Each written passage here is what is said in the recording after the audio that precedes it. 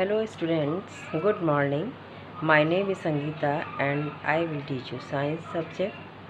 This is your Bala publication book for science. I will teach you science first lesson, matter in our surrounding. First lesson, matter in our surrounding. First is, what is matter? Definition: a matter is defined as anything which occupies space and has mass.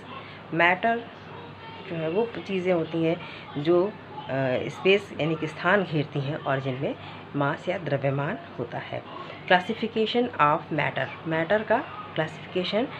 There are two types of classification of matter. First is the physical classification and second is the chemical classification. In physical classification, the matter is classified on the basis of physical properties. इसमें जो है matter का जो वर्गीकरण किया जाता है वो भौतिक गुणों के आधार पर किया जाता है, जैसे सॉलिड, लिक्विड एंड गैस, जैसे ठोस, द्रव और gas. In chemical classification the matter is classified on the basis of chemical properties. Chemical classification में मैटर्स का क्लासिफिकेशन जो है वो केमिकल प्रॉपर्टीज़ के आधार पर किया जाता है, such as elements, compounds and mixture. All matters is made up of tiny particles. जितने भी मैटर्स होते हैं सब छोटे छोटे पार्टिकल्स से मिलकर के बने होते हैं। And it is important to know that particles which make up the matter are either atoms or molecules.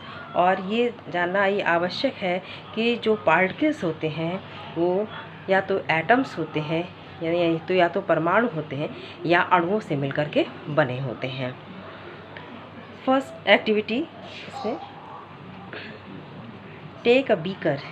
एक बीकर हम लेते हैं, fill it with some water, इसको पानी से भर देते हैं, and mark the level of water, और पानी का वाटर का लेवल जो है हम मार्क कर देते हैं। Now dissolve the given salt और शुगर इन वाटर, और चीनी की या नमक की कुछ क्वांटिटी जो है उस पानी में हम मिक्स कर देते हैं।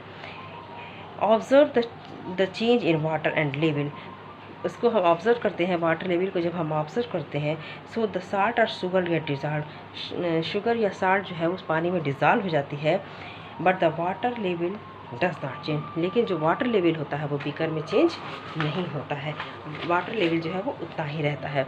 कंक्लूज़न क्या है कि salt and water are made up of very small particles. जो साल्ट होते हैं या वाटर के जो मॉलिक्यूल्स होते हैं वो छोटे छोटे पार्टिकल्स होते हैं। The sugar or salt particles go into the space between the particles of water and a solution of salt or sugar is obtained। और जो शुगर या साल्ट के पार्टिकल्स होते हैं वो वाटर मॉलिक्यूल्स के बीच में जो खाली स्पेसेस होते हैं उनके बीच में चले जाते हैं और एक सोल्यूशन जो है वो प्राप्त होता है, शुगर और वाटर का एक सोल्यूशन मिल जाता है। Second topic is diffusion. Diffusion means विसरण, एक दूसरे में मिक्स हो जाना। The process of intermixing the particles of two or more substances on their own is called diffusion. दो या दो से अधिक पदार्थों का एक दूसरे में इंटरमिक्स हो जाना जो है डिफ्यूज़न कहलाता है। Diffusion occur in solid, liquid and gas. Diffusion जो है सॉलिड, लिक्विड और गैस तीनों में होता है। Diffusion is fastest in gases and slowest in solid. Diffusion जो है वो सबसे ज़्यादा गैसों में होता है और सबसे धीमा जो है वो सॉलिड्स में होता है। It's decreases in order, gases is greater than liquid is greater than solid. सबसे ज़्यादा गैसों में, उससे कम लिक्विड्स में और सबसे कम सॉलिड्स में होता है। Diffusion is due to the motion of the particles of matter. Diffusion क्यों होता है? पार्टिकल्स के मोशन में, गति होने के कारण होता है। The rate of diffusion increases with the increase in temperature. और जो रेट ऑफ डिफ्यूज़न कब इंक्रीज़ करता है? जब हम टेम्परेचर में इंक्रीज़ करते हैं। For example, the fragrance of food which is being cooked in kitchen can be detected at a distance much away from the kitchen। जो खाना बनने की खुशबू जो है, किचन दूर होता है फिर भी खाना बनने की महक जो है हमें दूर से पता चल जाती है। या द इंसेंस स्टिक्स, अगरबत्ती, परफ्यूम एक्सेट्रा प्रोड्यूसेस गैसेस, ये जो है गैस प्रोड्यूस करती हैं। These gases mix up with air, और ये गैसें जो हैं वो एयर में मिक्स हो जाती हैं and spread in all direction, और सभी दिशाओं में फैलती हैं। जैसे खाना बनता है तो खाना बनने में जो भाप निकलती है वो भाप गैसों के साथ मिक्स हो जाती है और वो जो है मिक्स होकर के चारों दिशाओं में फैल जाती है और हमें दूर से ही खाने की खुशबू पता चल जाती है। फिर है factors affecting the rate of diffusion. कौन कौन से फैक्टर्स ऐसे हैं जो डिफ्यूज़न, रेट ऑफ डिफ्यूज़न को इफ़ेक्ट करते हैं। पहला है फिजिकल प्रॉपर्टीज़, यानी भौतिक गुण, भौतिक स्टेट जो होता है सॉलिड, लिक्विड और गैस का। Solid diffuses into liquid slowly, जो सॉलिड्स होते हैं वो लिक्विड में धीरे धीरे डिफ्यूज़ करते हैं। Whereas liquid diffuses into liquid faster, जबकि जो लिक्विड होते हैं वो लिक्विड में तेज़ी से डिफ्यूज़ कर जाते हैं। Second is the temperature, the rate of diffusion increases with the increase in temperature, जो रेट ऑफ डिफ्यूज़न है वो टेम्परेचर बढ़ने के साथ बढ़ जाता है। Density, smaller the density greater the rate of diffusion, density जितनी कम होती है रेट ऑफ डिफ्यूज़न उतना ही अधिक होता है। And the next is the characteristics of the particles of matter, पदार्थों के मैटर्स के जो है गुण की प्रॉपर्टीज़ पार्टिकल्स की।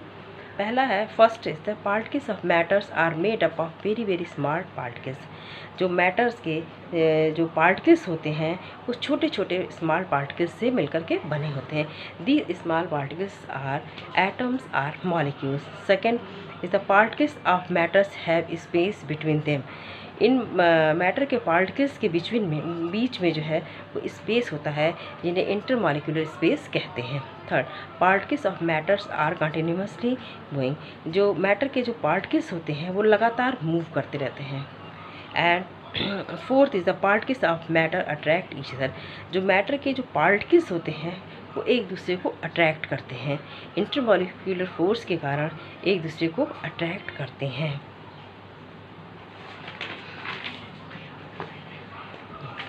Particles of matter attract each other, जो मैटर के पार्टिकल्स होते हैं वो एक दूसरे को अट्रैक्ट करते हैं। The force, particles of matters are held together by attractive force, जो मैटर के जो भी पार्टिकल्स होते हैं वो अट्रैक्टिव फोर्स के द्वारा एक दूसरे से बंधे होते हैं।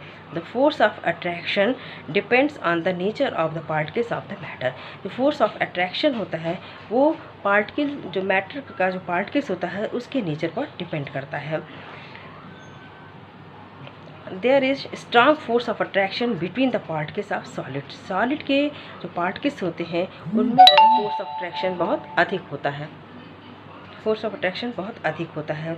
It is the reason that solid have definite shape and definite volume, इसी कारण जो है वो सॉलिड का जो शेप और वॉल्यूम डेफिनेट होता है।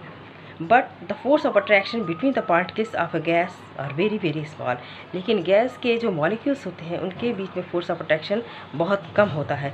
So it is the reason that gases do not have definite volume and definite shape, तो गैसेज जो है इसी कारण ना उनका वॉल्यूम डेफिनेट होता है और ना ही शेप डेफिनेट होता है, क्योंकि उनके मॉलिक्यूल्स जो होते हैं वो बहुत दूर दूर होते हैं, उनके बीच में जो है इंटरमॉलिक्यूलर स्पेस बहुत अधिक होता है और इंटरमॉलिक्यूलर फोर्स जो है वो नेग्लिजिबल और ज़ीरो होता है, इसलिए जो है इनका शेप और जो इनका वॉल्यूम है वो डेफिनेट नहीं होता है।